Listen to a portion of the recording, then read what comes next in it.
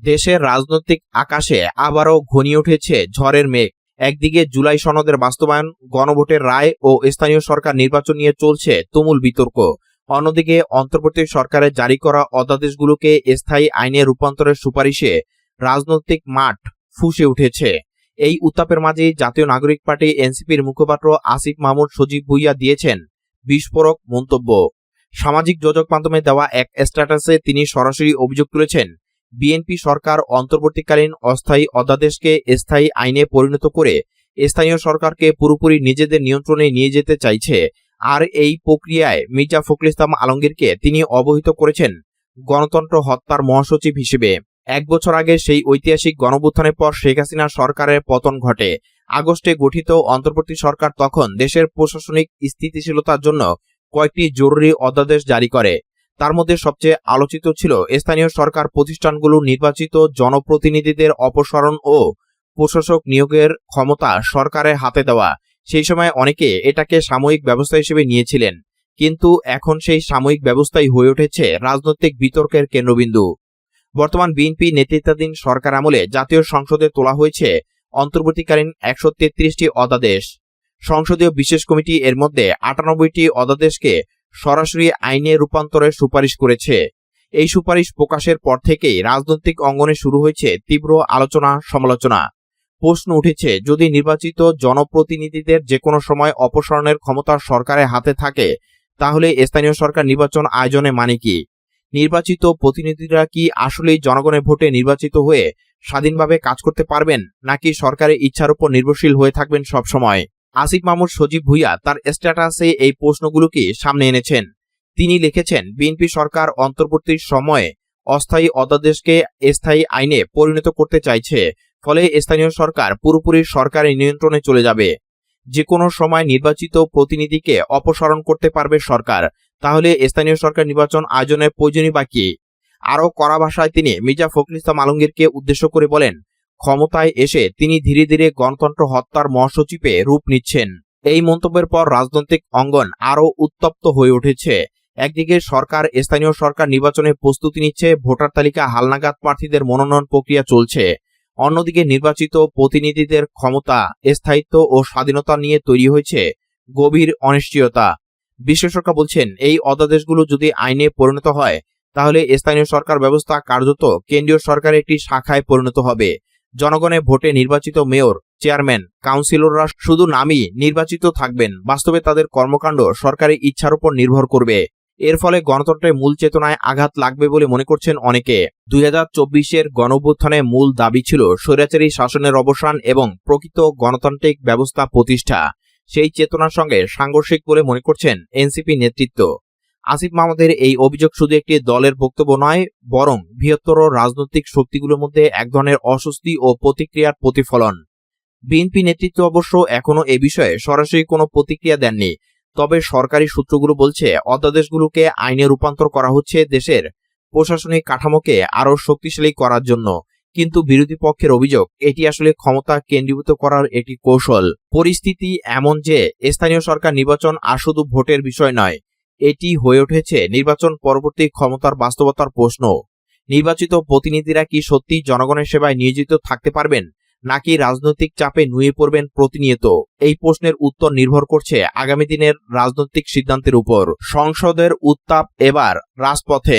সংবিধান সংস্কার পরিষদ ইস্যুতে সংসদের উত্তাপ গড়াচ্ছে রাজপথে। গণভোটের আলোকে জুলাই জাতীয় সনদ বাস্তবায়নের দাবিতে শনিবার বিক্ষোভ সমাবেশের ডাক দিয়েছে বাংলাদেশ জামাত ইসলামী, জাতীয় নাগরিক পার্টি, এনসিপি সহ 11 দলীয় জোট। তারা বলছে, সংবিধান সংস্কারে দেশের জনগণ জুলাই আদেশ বাস্তবায়নের জন্য গণভোটে হ্যাঁয়ের পক্ষে রায় দিয়েছে। কিন্তু সরকারি দল বিএনপি সংবিধান সংস্কার না করে তাদের পছন্দ মতো কিছু বিষয় সংশোধনের উদ্যোগ নিয়েছে। এটি জনরায়কে উপেক্ষা করা। এ কারণে ন্যায্য দাবি আদায়ে প্রয়োজনীয় কর্মসূচি দিতে 7 এপ্রিল বিরোধী জোটের শীর্ষ নেতাদের বৈঠক আহ্বান করা হয়েছে। ওই বৈঠক থেকে বৃহত্তর আন্দোলনের রূপরেখা ঘোষণা করা হবে। এদিকে সরকারি দল বিএনপি বলছে, সংবিধান সংস্কার পরিষদ অস্তিত্বহীন, এর কোনো আইনি ভিত্তি নেই। তবে জুলাই জাতীয় সনদ বাস্তবায়নের সংবিধান সংশোধন জরুরি। এজন্য সর্বদলীয় সংসদীয় কমিটির মাধ্যমে সংবিধান সংশোধন করা হবে। রোববারের মধ্যেই গঠন করা হবে এই কমিটি।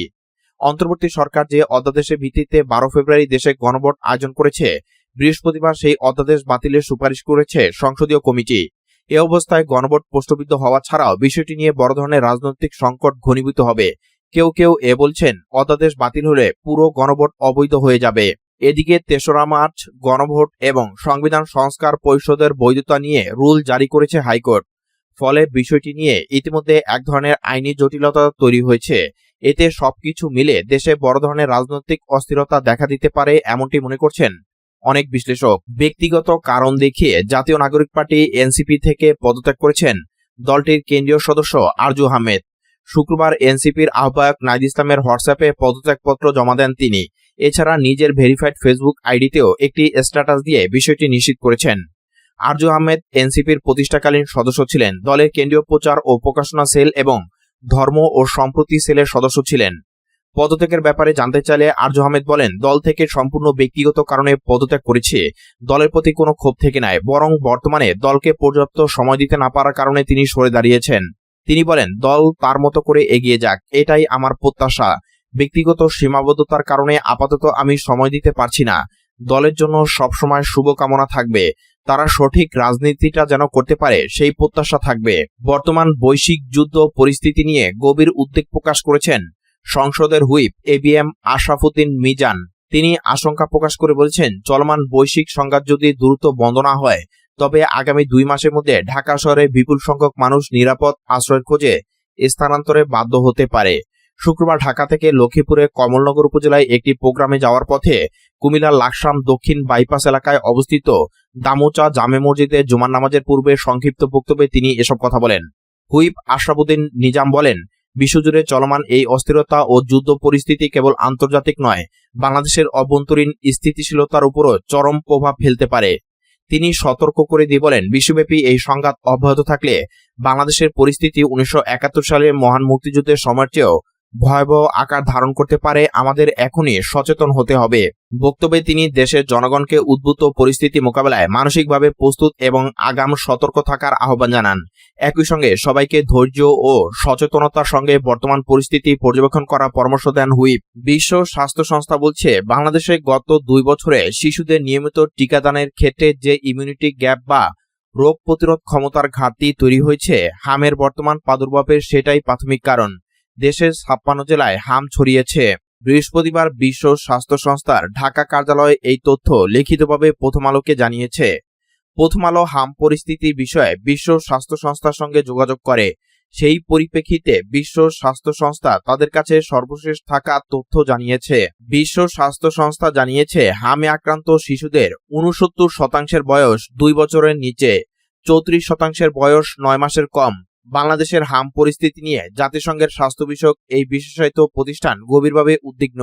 বিশ্ব স্বাস্থ্য সংস্থা জানিয়েছে, 30 মার্চ পর্যন্ত দেশে 2190 জন সন্দেহভাজন হামের রোগী পাওয়া গেছে, যার মধ্যে 676 জনের শরীরে ভাইরাসের উপস্থিতি নিশ্চিত হওয়া গেছে। সংক্রমণ ছড়িয়েছে 56 জেলায়। জাতীয় পর্যায়ে সংক্রমণের হার প্রতি 10 লাখ জনসংখ্যায় বর্তমানে 16.8, যা একটি দেশব্যাপী বিস্তারে স্পষ্ট ইঙ্গিত বলে উল্লেখ করেছে বিশ্ব স্বাস্থ্য সংস্থা। বাংলাদেশের পরিস্থিতি বিশ্ব স্বাস্থ্য সংস্থা জেনেভা কার্যালয়ে 18 মার্চ জানিয়েছে ঢাকা কার্যালয়। ইতিমধ্যে সারা দেশে প্রতিনিধির মাধ্যমে পাওয়া তথ্য অনুযায়ী হামে মৃত্যুর সংখ্যা 50 ছাড়িয়েছে।